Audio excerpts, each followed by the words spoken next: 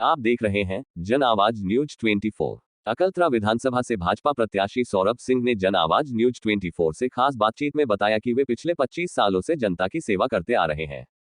पिछले 10 सालों से विधायक के रूप में, 5 साल पूर्व विधायक के रूप में एवं उसके पहले से जनता की पर्सनली सेवा करते आए हैं और जनता से उनका जुड़ाव और लगाव दिल से है। जनता का अपार स्नेह उन्हें मिल रहा है, जिसके कारण भाजपा की जीत सुनिश्चित है।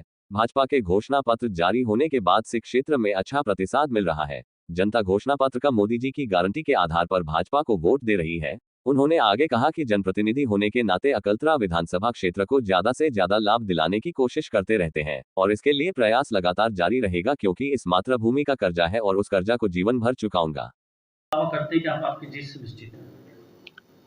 जीत इसलिए सुनिश्चित है कि जनता का अपार स्नेह और अपार प्यार लगातार मिल रहा है। मैंने 5 साल अकलतरा विधानसभा क्षेत्र की जनता को अभी और पिछले 20 साल से इस क्षेत्र की जनता की लगातार 10 साल विधायक के रूप में, 5 साल पूर्व विधायक के रूप में और उसके पहले से मैं लगातार इस जनता के बीच में पर्सनली सेवा करते आया हूँ और मेरा जुड़ाव और लगाव तो बहुत दिन से है। तो इसलिए ये सारी परिस्थितियों को देखकर जनता के बीच में बहुत अच्छा प्रतिसाद मिल रहा है और निश्चित तौर पे भारतीय जनता पार्टी की जीत होगी। हमारे घोषणा पत्र के बाद हम लोगों को, भारतीय जनता पार्टी के प्रत्याशियों को भी जनता के बीच में बोलने के लिए, जनता को समझने के लिए एक बहुत अच्छा प्लेटफॉर्म मिला है और जनता इस घोषणा पत्र को हाथों से ले रही है और जनता इस घोषणा पत्र में मोदी जी की छत्तीसगढ़ की गारंटी मानकर इस घोषणा पत्र के आधार पर भारतीय जनता पार्टी को वोट दे रही है। वर्तमान में आप राज्य स्तर के नेता के रूप में कार्य कर रहे हैं, परंतु आपकी छवि जिस प्रकार अभी बनते जा रही है, मैं रेलवे स्टेशन में भी और कई पत्रकारों से और कई व्यक्तियों से बातचीत किया, आप रेलवे की भी कई समस्याओं का निराकरण कराया, जबकि ये स्टेशन डी और ई क्लास का है, उसके बाद भी यहाँ पर ट्रेनों का स्टॉपेज दिलाया।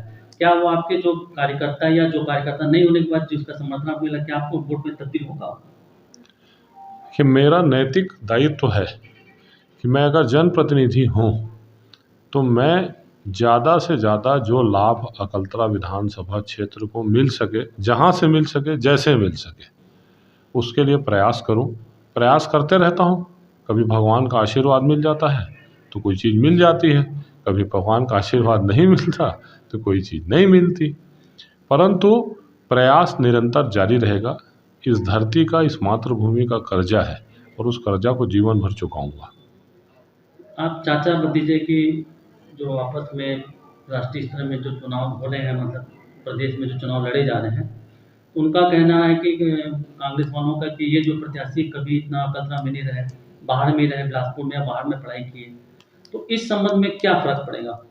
देखिए, मैं आपको एक चीज़ बताऊं, मैंने कहाँ पढ़ाई की वो तो मानने नहीं लगता ना, गॉड है। मैं तो 10 साल से विधायक हूँ इस क्षेत्र नहीं, आपके लिए नहीं, कांग्रेस के प्रत्याशी के लिए, कांग्रेस के उसके लिए जैसे लोगों का कहना, वो मानसिकता की बात है। हाँ, ये बात सच है कि कांग्रेस के प्रत्याशी का यहाँ पर अभी उनका आना जाना हुआ है। उसके पहले वो बाहर रहते थे और अभी भी ज़्यादा उनका रायपुर ही रहना होता है। ये हमारे फैमिली का पुराना कैंपस है। आजकल वो यहाँ इस कैंपस में नहीं रहते।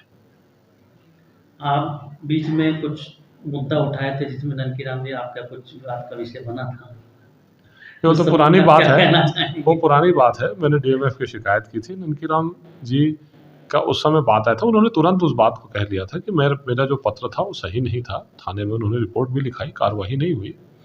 ननकीराम जी हमारे वरिष्ठ नेता हैं। बाद में ननकीराम जी को भी यह समझ में आया और ननकीराम जी आज की तारीख पर वहाँ पर जो डीएमएफ का घोटाला हुआ है कोरबा में, उसके सबसे बड़े मुखर विरोधी हैं और सबसे ज़्यादा सभी फोरम पर ननकीराम जी द्वारा विरोध किया गया है उसका।